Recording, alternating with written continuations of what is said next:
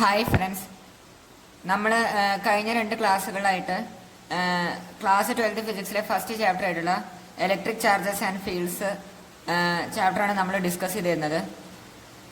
ഇന്ന് നമ്മൾ ഡിസ്കസ് ചെയ്യാൻ പോണത് രണ്ടോ രണ്ടിലധികമോ ഉള്ള ചാർജസ് അവർ തമ്മിൽ ഉള്ള ഇൻട്രാക്ഷനെ കുറിച്ചിട്ടാണ് നമ്മൾ ഈ ക്ലാസ്സിൽ ഡിസ്കസ് ചെയ്യണത്. അതിൽ വരുന്ന ഇമ്പോർട്ടൻ്റ് ആയിട്ടുള്ള ഒരു ലോ ആണ് കൂളംസ് ലോ. അതായത് രണ്ടോ രണ്ടിലധികമോ ചാർജസ് അവർ തമ്മിൽ അവർ അടുത്തടുത്തുണ്ടെങ്കിൽ അവരുടെ ഇടയിൽ ഒരു ഇൻട്രാക്ഷൻ ഉണ്ടാവും. നമ്മൾ ഇത്രയും ഈ രണ്ട് ക്ലാസ്സുകളിലായിട്ട് നമ്മൾ ഡിസ്കസ് ചെയ്തത് ഒരു ചാർജ് വെച്ചിട്ടായിരുന്നു അല്ലേ. ഒരു ചാർജ് സിംഗിൾ ചാർജിൽ ഉള്ളതായിരുന്നു നമ്മൾ പഠിച്ചിരുന്നത്. ഇനി നമ്മൾ ഒന്നിലധികം ചാർജസ് അവരുടെ ഇൻട്രാക്ഷനെ കുറിച്ചിട്ടാണ് നമ്മൾ പഠിക്കുന്നത്. അപ്പോൾ അതിൽ ഇമ്പോർട്ടൻ്റ് ആയിട്ടുള്ളൊരു ലോ ആണ് Coulomb's law. So interaction of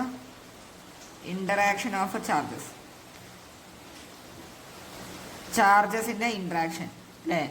അതായത് രണ്ടോ രണ്ടിലധികമോ ഉള്ള ചാർജസ് അടുത്തടുത്തുണ്ടെങ്കിൽ അവരുടെ ഇടയിൽ ഒരു ഫോഴ്സ് എക്സ്പീരിയൻസ് ആവും.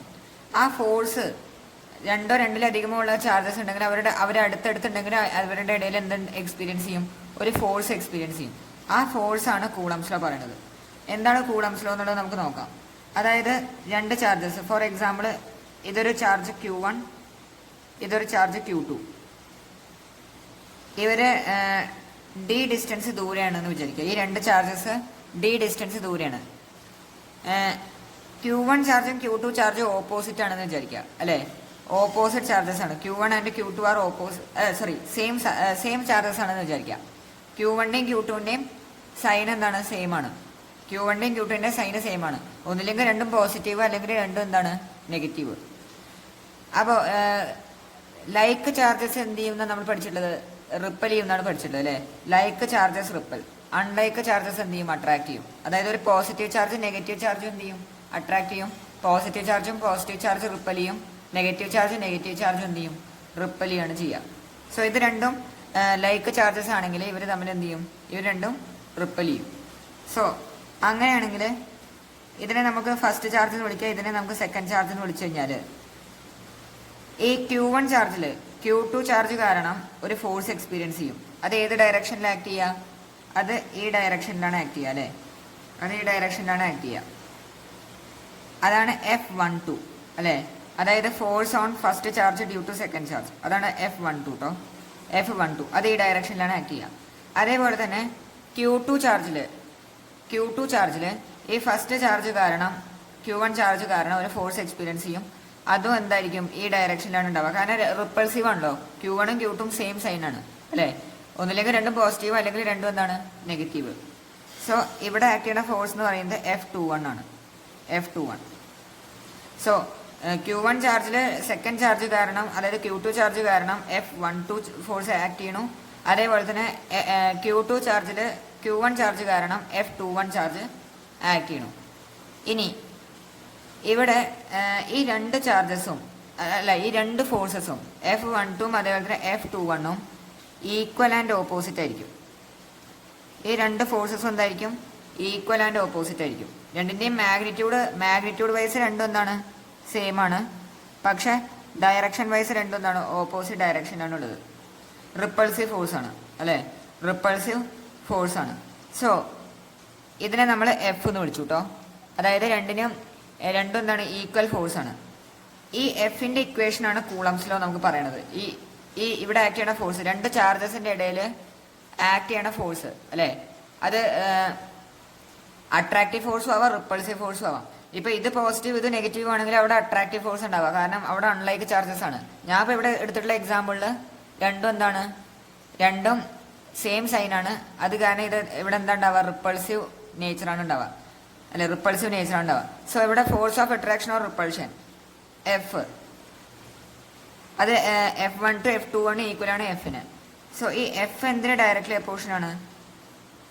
ഇത് കൂളംസ് ലോയിൽ എഴുതുമ്പോൾ ഇത് എഴുതണം. F is directly proportional to ഈ രണ്ട് ചാർജസിന്റെയും പ്രോഡക്റ്റ്, അതായത് Q1 Q2. Also F is inversely proportional to R square അല്ലെങ്കിൽ D സ്ക്വയർ കേട്ടോ. ഇവിടെ D ആണ് എടുത്തിട്ടുള്ളത്. അതായത് ഈ ഇവിടെ ആക്ട് ചെയ്യുന്ന ഈ ഫോഴ്സ്, അതായത് force of attraction or repulsion, അത് എന്തിന് ഡയറക്ട്ലി പ്രൊപ്പോർഷണലാണ്? രണ്ട് ചാർജസിന്റെയും പ്രോഡക്റ്റിന് ഡയറക്ട്ലി പ്രൊപ്പോർഷണലും അവരുടെ ഇടയിലുള്ള ഡിസ്റ്റൻസിന്റെ സ്ക്വയറിന് ഇൻവേഴ്സ്ലി പ്രൊപ്പോർഷണലാണ് അല്ലേ? അവരുടെ ഇടയിലുള്ള ഡിസ്റ്റൻസിന്റെ സ്ക്വയറിന് ഇൻവേഴ്സ്ലി പ്രൊപ്പോർഷണലാണ്. സോ ഇതിനെ രണ്ടിനെയും നമ്മൾ ഒരുമിച്ച് എഴുതി കഴിഞ്ഞാൽ F is directly proportional to Q1 Q2 by D square എന്ന് വരും അല്ലേ?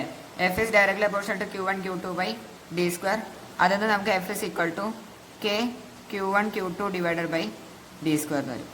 F is equal to K Q1 Q2 divided by D square. K എന്ന് പറയുന്നത് ഒരു കോൺസ്റ്റന്റ് ആണ് അല്ലേ? കെ എന്ന് പറയുന്നത് ഒരു കോൺസ്റ്റന്റ് ആണ്. ഈ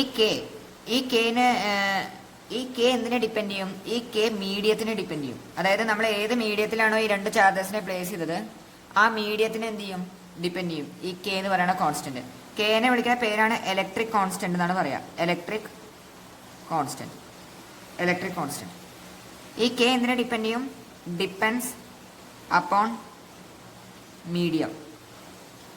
ഏത് മീഡിയത്തിലാണോ ഈ രണ്ട് ചാർജസ് പ്ലേസ് ചെയ്തിട്ടുള്ളത് ആ മീഡിയത്തിന് എന്ത് ചെയ്യും? ഡിപ്പെൻഡ് ചെയ്യും.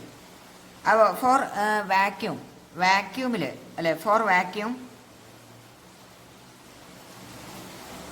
വാക്യൂമില് കെയുടെ വാല്യൂ നമുക്ക് പഠിക്കണം. അതിന്റെ ആ വാല്യൂ നമുക്ക് പഠിക്കണം. കെ ഇസ് ഈക്വൽ ടു 9 × 10⁻⁹ ആണ്. 9 × 10⁻⁹. കെന്റെ യൂണിറ്റ് എന്ന് പറയുന്നത് newton metre square per coulomb square ആണ്. വാക്യൂമിൽ കെയുടെ വാല്യൂ എന്താണ്? 9 × 10⁻⁹ newton metre square per coulomb square. 90% കേസിലും നമുക്ക് കെയുടെ വാല്യൂ നമുക്ക് യൂസ് ചെയ്യാൻ ഇതാണ് ഉണ്ടാവുക. ഭയങ്കര റെയർ കേസസിൽ മാത്രമാണ് കെയുടെ വാല്യൂ അവർ തരുള്ളൂ. അധികം നമുക്ക് വാക്യൂമിലായിരിക്കും ഈ രണ്ട് ചാർജസിനെ എന്ത് ചെയ്യുക? പ്ലേസ് ചെയ്യുക. വാക്യൂമിലായിരിക്കും അധികം ഈ രണ്ട് ചാർജസിനെ നമുക്ക് ക്വസ്റ്റ്യൻസിൽ നമുക്ക് വാക്യൂം ആയിരിക്കും മീഡിയം ആയിട്ട് നമ്മൾ അവിടെ തന്നിട്ടുണ്ടാവുക. സോ കെയുടെ വാല്യൂ എത്രയാണ് വാക്യൂമിന്റെ? 9 × 10⁻⁹ newton metre square per coulomb square. Coulomb's law എന്താണ്? അപ്പോൾ കൂളംസ് ലോ എന്ന് പറയുന്നത് രണ്ട് ചാർജസിന്റെ ഇന്ററാക്ഷൻ അല്ലെ? രണ്ട് ചാർജസ് അല്ലെ, രണ്ടിനേക്കാട്ടിലും രണ്ടോ രണ്ടിലധികമോ ഉള്ള ചാർജസിന്റെ ഇടയിലുള്ള ഇന്ററാക്ഷൻ ആണ് എന്ത് പറയണത്? കൂളംസ് ലോ പറയണത്. രണ്ട് ചാർജസ് ഉണ്ടെങ്കിൽ ഒന്ന് Q1 ഒന്ന് Q2 അല്ലെ? Q1 രണ്ടും സെയിം സൈൻ ആണെങ്കിൽ അവിടെ റിപ്പൾസീവ് ഫോഴ്സ് ആണ് ഉണ്ടാവുക. രണ്ട് ഓപ്പോസിറ്റ് സൈൻ ആണെങ്കിൽ അവിടെ അട്രാക്റ്റീവ് ഫോഴ്സ് ആണ് ഉണ്ടാവുക. അവരുടെ ഇടയിലുള്ള force of attraction or repulsion എന്ന് പറയുന്നത് എന്തിന് ഡയറക്ട്ലി അപ്പോർഷനാണ്? രണ്ട് ചാർജിന്റെയും പ്രോഡക്റ്റിന് ഡയറക്ട്ലി അപ്പോർഷനാണ്. അതേപോലെ തന്നെ അവരുടെ ഇടയിലുള്ള ഡിസ്റ്റൻസിന്റെ സ്ക്വയറിന് ഇൻവേഴ്സ്ലി പ്രപ്പോർഷനാണ്. F is directly proportional to Q1 Q2 by D square എന്ന് കിട്ടി. Which is equal to proportionality constant അവിടെ നമ്മൾ മാറ്റി കഴിഞ്ഞാൽ F is equal to K Q1 Q2 by D square എന്ന് വരും അല്ലേ? K Q1 Q2 by D square. ഈ കെ എന്ന് പറയുന്നത് ഒരു കോൺസ്റ്റന്റ് ആണ്. ആ കോൺസ്റ്റന്റിനെ നമ്മൾ ഇലക്ട്രിക് കോൺസ്റ്റന്റ് എന്ന് പറയും. അത് എന്തിനെ ഡിപ്പെൻഡ് ചെയ്യും? മീഡിയത്തിനെ ഡിപ്പെൻഡ് ചെയ്യും. വാക്യൂമിൽ ഈ കെയുടെ value 9 × 10⁻⁹ newton metre square per coulomb square ആണ്.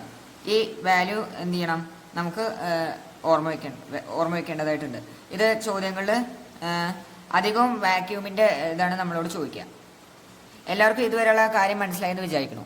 ഇമ്പോർട്ടൻ്റ് ആയിട്ടുള്ള ഒരു പോയിന്റ് ഉള്ളത് എന്താ വെച്ചാൽ കൂളംസ് ലോ അത് വാലിഡ് ആവാ പോയിന്റ് ചാർജസിന് മാത്രമാണ് വാലിഡ് ആവുള്ളൂ. അതായത് ഈ രണ്ട് ചാർജസ് ഉണ്ടല്ലോ, Q1 ആൻഡ് Q2, ഈ രണ്ട് ചാർജസും പോയിന്റ് ചാർജസ് ആവണം. പോയിന്റ് ചാർജ് എന്ന് പറഞ്ഞു കഴിഞ്ഞാൽ എന്താണ് പോയിന്റ് ചാർജ് വെച്ചാൽ അതായത് ചെറിയൊരു ഏരിയയിൽ അക്യൂമുലേറ്റ് ചെയ്തിട്ടുള്ള ചാർജിനെയാണ് നമ്മൾ എന്ത് വിളിക്കുക? പോയിന്റ് ചാർജ് എന്ന് വിളിക്കുക. അതായത് അവരെന്തായിരിക്കില്ല? ഡിസ്പേഴ്സ്ഡ് ആയിരിക്കില്ല. അവർ ചെറിയൊരു ഏരിയയിൽ ഒതുങ്ങിയിട്ടുള്ള ഒരു ചാർജ്, അതിനെയാണ് നമ്മൾ എന്ത് വിളിക്കുക? Point charge. പോയിന്റ് പോലെ അല്ലെ? അവര് ചെറിയൊരു ഏരിയയിൽ എന്താണ് അക്യൂമുലേറ്റ് ചെയ്തിട്ടാണ് ഉണ്ടാവുക. അങ്ങനത്തെ ചാർജസിനെയാണ് നമ്മൾ എന്ത് വിളിക്കുക? Point charge. The charge which is accumulated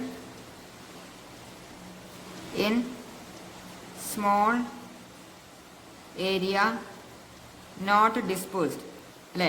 not dispersed. അതിനെയാണ് നമ്മൾ എന്ത് വിളിക്കുക? അതിനെയാണ് നമ്മൾ പോയിന്റ് ചാർജ് എന്ന് പറയും അല്ലേ? The charge which is accumulated in small area not dispersed, അതിനെയാണ് നമ്മൾ എന്ത് വിളിക്കുക? Point charge. അപ്പോൾ കൂളംസ് ലോ ആർക്കാണ് ഡിഫൈൻഡ് ആയിട്ടുള്ളത്? പോയിന്റ് ചാർജസിന്റെ കേസിൽ മാത്രമാണ് കൂളംസ് ലോ ഡിഫൈൻ ചെയ്തിട്ടുള്ളൂ അല്ലേ? ആരുടെ കേസിലില്ല? ഡിസ്പേഴ്സ്ഡ് ആയിട്ടുള്ള ചാർജസിൽ കൂളംസ് ലോ എന്തല്ല? ഡിഫൈൻഡ് അല്ല. ഈ Q1 ആൻഡ് Q2 എന്തായിരിക്കണം? പോയിന്റ് ചാർജസ് ആയിരിക്കണം. Q1 and Q2 must be point charges. വേറൊരു ഇമ്പോർട്ടൻ്റ് ആയിട്ടുള്ള കാര്യം എന്താ വെച്ചാൽ ഈ ഫോഴ്സ് നമ്മൾ കണ്ടില്ലേ, ഈ equation F is equal to K Q1 Q2 divided by D square. ഇവിടെ ഈ ഫോഴ്സ് എന്തിന് ഇൻവേഴ്സ്ലി പ്രൊപ്പോർഷൻ ആണ്? ഈ രണ്ട് ഡിസ്റ്റൻസിൻ്റെയും ഈ രണ്ട് ചാർജിൻ്റെയും ഇടയിലുള്ള ഡിസ്റ്റൻസിൻ്റെ സ്ക്വയറിന് ഇൻവേഴ്സ്ലി പ്രൊപ്പോർഷൻ ആണ് അല്ലേ? ഈ രണ്ട് ചാർജിൻ്റെ ഇടയിലുള്ള ഡിസ്റ്റൻസിൻ്റെ സ്ക്വയറിന് ഇൻവേഴ്സ്ലി പ്രൊപ്പോർഷൻ ആണ്. സോ ഇങ്ങനെ ഈ ഫോമിൽ, അതായത് F is inversely proportional to D square, ഇങ്ങനത്തെ ഫോമിൽ വരണതിനെ നമ്മൾ വിളിക്കുന്ന പേരാണ് ഇൻവേഴ്സ് സ്ക്വയർ ലോ എന്ന് പറയും. Inverse square law. സോ ഈ ഇക്വേഷൻ്റെ നമുക്ക് എന്ത് കാണാനുണ്ട്? ഇൻവേഴ്സ് സ്ക്വയർ ലോ ഉണ്ട്. ഇൻവേഴ്സ് സ്ക്വയർ ലോ എന്നാണ് അതിനെ പറയാം. അതാണ് F is inversely proportional to D square. ഇതിനെ നമ്മൾ എന്താ വിളിക്കുക? Inverse square law. Inverse square law. എല്ലാവർക്കും ഇതുവരെയുള്ള കാര്യങ്ങൾ മനസ്സിലായെന്ന് വിചാരിക്കുന്നു. ഇനി നമ്മൾ ഡിസ്കസ് ചെയ്യാൻ വേണ്ടി പോണത്, നമ്മൾ ക്ലാസ് 11th ഫിസിക്സിൽ ഗ്രാവിറ്റേഷണൽ ഫോഴ്സ് നമ്മൾ ഡിസ്കസ് ചെയ്തു. ഗ്രാവിറ്റേഷണൽ ഫോഴ്സ് അതിനെ നമ്മൾ റെപ്രസെന്റ് ചെയ്യുക FG എന്നാണ് അല്ലേ? എഫ് ജിന്റെ ഇക്വേഷൻ എന്തായിരുന്നു? FGയുടെ ഇക്വേഷൻ ആയിരുന്നത് G × M1 M2 / R² അല്ലെ? ഗ്രാവിറ്റേഷണൽ ഫോഴ്സ് അത് എന്താണ്? രണ്ട് മാസസ് അല്ലേ? രണ്ട് മാസസിന്റെ ഇടയിൽ ഉണ്ടാവണ ഫോഴ്സിനെയാണ് നമ്മൾ എന്ത് വിളിക്കുക? ഗ്രാവിറ്റേഷണൽ ഫോഴ്സ് എന്ന് പറയും. രണ്ട് മാസസിന്റെ ഇടയിൽ ഉണ്ടാവുന്ന ഫോഴ്സിനെയാണ് നമ്മൾ ഗ്രാവിറ്റേഷണൽ ഫോഴ്സ് പറയുക. അതാണ് FG. FE നമ്മളിപ്പോൾ പഠിച്ചു. അതിൻ്റെ equation K Q1 Q2 / R². ഈ രണ്ട് ഇക്വേഷനും തമ്മിൽ നല്ല എന്തുണ്ട്? നല്ല സിമിലാരിറ്റീസ് ഉണ്ട്. ഈ രണ്ട് ഇക്വേഷൻസിന് തമ്മിൽ നല്ല സിമിലാരിറ്റീസ് ഉണ്ട്. അതായത് ഇവിടെ M1 M2ന്റെ സ്ഥാനത്ത് ഇവിടെ വന്നത് Q1 Q2, ഇവിടെ Gയുടെ സ്ഥാനത്ത് ഇവിടെ K വന്നു. അതേപോലെ തന്നെ ഇവിടെ ഞാൻ K Q1 Q2 / D² കൊടുത്തിട്ടു. ഇവിടെ D തന്നെയാണ് R. D എന്ന് പറയുന്നത് എന്താണ്? രണ്ട് ചാർജസിന്റെ ഇടയിലുള്ള ഡിസ്റ്റൻസ്. അത് ഞാൻ ഇവിടെ R ആയിട്ട് എടുത്തു. രണ്ട് ചാർജസിന്റെ ഇടയിലുള്ള ഡിസ്റ്റൻസ് R. സോ ഈ രണ്ട് ഇക്വേഷൻ തമ്മിൽ നല്ല സിമിലാരിറ്റീസ് ഉണ്ട്. ഈ രണ്ട് ഇക്വേഷൻ തമ്മിൽ നല്ല സിമിലാരിറ്റീസ് ഉണ്ട്. ഗ്രാവിറ്റേഷണൽ ഫോഴ്സിന്റെ ഇലക്ട്രോസ്റ്റാറ്റിക് ഫോഴ്സിന്റെ ഇടയിലുള്ള അവരുടെ ഫോഴ്സിന്റെ ഇക്വേഷൻസ് നല്ല സിമിലർ ആണ്. സോ ഗ്രാവിറ്റേഷണൽ ഫോഴ്സും അതുപോലെ ഇലക്ട്രിക് ഫോഴ്സിന്റെയും സിമിലാരിറ്റീസ് ആൻഡ് ഡിഫറൻസസ് ആണ് നമ്മൾ ഇനി നോക്കാൻ വേണ്ടി പോണത്. Similarities and differences between FG and FE അല്ലെ? അവരുടെ ഇക്വേഷൻസിന്റെ ഇടയിലുള്ള സിമിലാരിറ്റീസ് ആണ് നമ്മൾ, സിമിലാരിറ്റീസും അതുപോലെ ഡിഫറൻസസും ആണ് നമ്മൾ നോക്കാൻ വേണ്ടി പോണത്. സോ ആദ്യം നമ്മൾ സിമിലാരിറ്റീസ് നോക്കിക്കഴിഞ്ഞാൽ രണ്ടിലും എന്തുണ്ട്? ഇൻവേഴ്സ് സ്ക്വയർ ലോ ഉണ്ട് അല്ലെ? രണ്ടിലും ഇൻവേഴ്സ് സ്ക്വയർ ലോ എന്ത് ചെയ്തിട്ടുണ്ട്? ഫോളോ ചെയ്തിട്ടുണ്ട്. നമ്മൾ എന്താ ഇൻവേഴ്സ് സ്ക്വയർ ലോ എന്ന് പറഞ്ഞതാണ്. അതായത് രണ്ടിന്റെ ഇടയിലുള്ള ഡിസ്റ്റൻസിന്റെ സ്ക്വയറിന് ഇൻവേഴ്സ്ലി പ്രൊപ്പോർഷണൽ ആണെങ്കിൽ അതിനെയാണ് നമ്മൾ എന്ത് വിളിക്കുക? ഇൻവേഴ്സ് സ്ക്വയർ ലോ അല്ലെ? ഇവിടെ അത് കാണാൻ കഴിയുന്നുണ്ട് അല്ലേ? FG is directly proportional to 1/R². ഇവിടെയും കാണാം FE is directly proportional to 1/R². രണ്ടിലും ഇൻവേഴ്സ് സ്ക്വയർ ലോ ഫോളോഡ് ആണ്. സോ ഒന്നാമത്തെ സിമിലാരിറ്റി എന്ന് പറയുന്നത് അത് തന്നെയാണ്. Both follow inverse square law. രണ്ടാമത്തെ സിമിലാരിറ്റി എന്ന് പറയുന്നത് ഇവിടെ രണ്ട് ഫോഴ്സസും ആക്ട് ചെയ്യണത് എന്താണ്? Line joining the centre of two charges. അതായത് ഇവിടെ ഇതാണ് ഇലക്ട്രോസ്റ്റാറ്റിക് ഫോഴ്സ്. ഈ ഇലക്ട്രോസ്റ്റാറ്റിക് ഫോഴ്സ് ഇതാണ് line joining the two charges. ഇതിനെ അലോങ് തന്നെയാണ് എന്ത് ചെയ്യണത്? ഈ ഫോഴ്സ് ആക്ട് ചെയ്യണത്. അതേപോലെ തന്നെ ഗ്രാവിറ്റേഷണൽ ഫോഴ്സും നമ്മൾ ഗ്രാവിറ്റേഷണൽ ഫോഴ്സ് എന്ന് പറയുന്നത് ഇതാണല്ലോ, M1 M2 ഇവരുടെ ഇടയിലുള്ള ഡിസ്റ്റൻസ് R.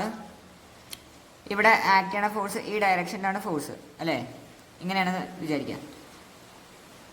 ഇവിടെ ശരിക്കും എന്താണ്? അട്രാക്ഷനാണ് ഇവിടെ എന്തായാലും ഈ ഫോഴ്സ് എന്താണ്? Line joining the two charges. അതിനെ അലോങ് ആണ് രണ്ട് ഫോഴ്സസും എന്ത് ചെയ്യണത്? ആക്ട് ചെയ്യണത്. ലൈൻ ജോയിനിങ് ദ ടു ചാർജസിനെ അലോങ് ആണ് രണ്ട് ഫോഴ്സസും ആക്ട് ചെയ്യണത്. Both forces acts along the line joining two charges. ഇതാണ് രണ്ട് സിമിലാരിറ്റീസ്. ഗ്രാവിറ്റേഷണൽ ഫോഴ്സും അതുപോലെ ഇലക്ട്രോസ്റ്റാറ്റിക് ഫോഴ്സിന്റെ ഇടയിലുള്ള സിമിലാരിറ്റീസ്. രണ്ട് ഇൻവേഴ്സ് സ്ക്വയർ ലോ എന്ത് ചെയ്യുന്നുണ്ട്, ഫോളോ ചെയ്യുന്നുണ്ട്. രണ്ട് ഇക്വേഷനും നമുക്കത് കാണാം.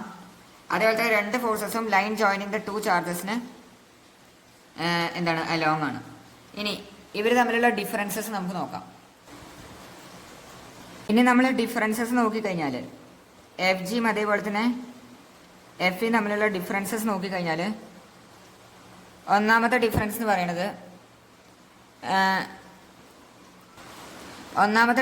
പറയുന്നത് എഫ് ഇ എന്ന് പറയുന്നത് അട്രാക്റ്റീവ് ആണ്, അതേപോലെ തന്നെ എന്തുവാണ്, റിപ്പൾസീവ് ആണ് അല്ലെ. ചില കേസസിൽ അത് അട്രാക്റ്റീവ് ആവും, അതേപോലെ തന്നെ ചില കേസസിൽ അത് റിപ്പൾസീവ് ആവും. അതായത് പോസിറ്റീവ് ചാർജും നെഗറ്റീവ് ചാർജും. ലൈക്ക് ചാർജസ് ആണെങ്കിൽ അവരെന്ത് ചെയ്യും, റിപ്പൽ ചെയ്യും. അൺലൈക്ക് ചാർജസ് ആണെങ്കിൽ അവർ അട്രാക്ട് ചെയ്യും അല്ലെ. പോസിറ്റീവ് ചാർജും ആണെങ്കിൽ റിപ്പൽ ചെയ്യും, നെഗറ്റീവ് ചാർജും ആണെങ്കിൽ അട്രാക്ട് ചെയ്യും. പക്ഷെ അതേസമയം ഗ്രാവിറ്റേഷണൽ ഫോഴ്സിന് നമ്മൾ നോക്കിക്കഴിഞ്ഞാൽ അത് എപ്പോഴും എന്താണ്, അട്രാക്റ്റീവ് ആണ് അല്ലേ. അത് ഓൾവേസ് അട്രാക്റ്റീവ് അല്ലേ. അതൊരിക്കലും എന്ത് ചെയ്യില്ല, റിപ്പൽ ചെയ്യില്ല. എപ്പോഴും അതെന്താണ്, അട്രാക്റ്റീവ് ആണ്. ഒരു ബോഡി മറ്റേ ബോഡീനെ എന്ത് ചെയ്യും, എപ്പോഴും അവർ ആകർഷിക്കുകയാണ് ചെയ്യുക. എപ്പോഴും അതെന്താണ്, അട്രാക്റ്റീവ് ആണ്. എഫ് ജി എപ്പോഴും എന്താണ്, അട്രാക്റ്റീവ് ആണ്. ഇനി രണ്ടാമത്തെ ഡിഫറൻസ് എന്ന് പറയുന്നത്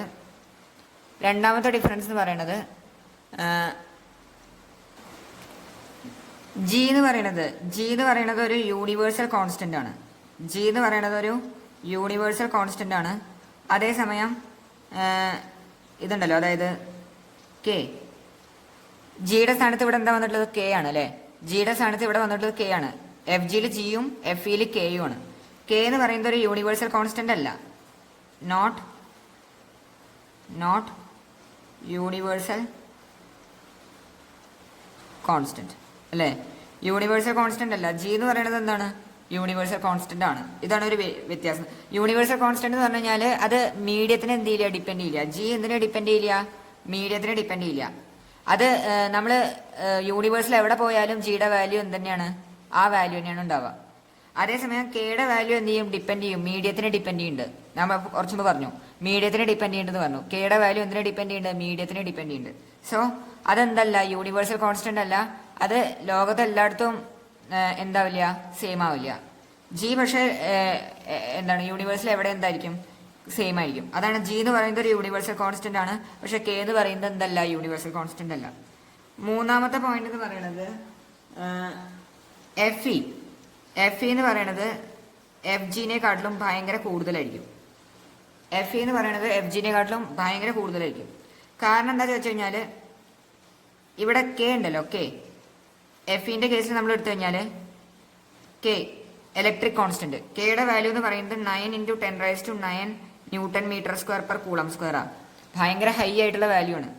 അതേസമയം നമ്മൾ ജിയുടെ വാല്യൂ നമ്മൾ ക്ലാസ് 11ൽ പഠിച്ചിട്ടുണ്ട്, 6.67 × 10⁻⁻11 newton metre square per kg square ആണ്. ഇതിന്റെ വാല്യൂ എന്ന് പറയുന്നത് ഭയങ്കര എന്താണ്, ചെറുതാണ്. കെയുടെ വാല്യൂ എന്ന് പറയുന്നത് ഭയങ്കര വലുതാണ് അല്ലേ. കെയുടെ വാല്യൂ ഭയങ്കര വലുതാണ്. അത് കാരണമാണ് എന്ത്, എഫിന്റെ value much greater than F G. എഫിന്റെ വാല്യൂ അത് കാരണമാണ് എഫ് ജിനെക്കാട്ടും ഭയങ്കര കൂടുതലായത്. ഇതാണ് എന്ത്, ഡിഫറൻസസ്. 3 ഡിഫറൻസസ് ആണ് നമുക്ക് പഠിക്കാനുള്ളത്. എല്ലാവർക്കും ഇന്ന് എടുത്തിട്ടുള്ള ക്ലാസ് എല്ലാവർക്കും മനസ്സിലായി എന്ന് വിചാരിക്കണു. എന്തെങ്കിലും സംശയങ്ങളുണ്ടെങ്കിൽ നിങ്ങൾക്ക് കമന്റ് ബോക്സിൽ ചോദിക്കാവുന്നതാണ്. സംശയങ്ങളൊന്നും ഇല്ലെങ്കിൽ ലൈക്ക് ചെയ്യുക, സബ്സ്ക്രൈബ് ചെയ്യുക, കൂടുതൽ ആൾക്കാർക്ക് ഷെയർ ചെയ്യുക. Thank you.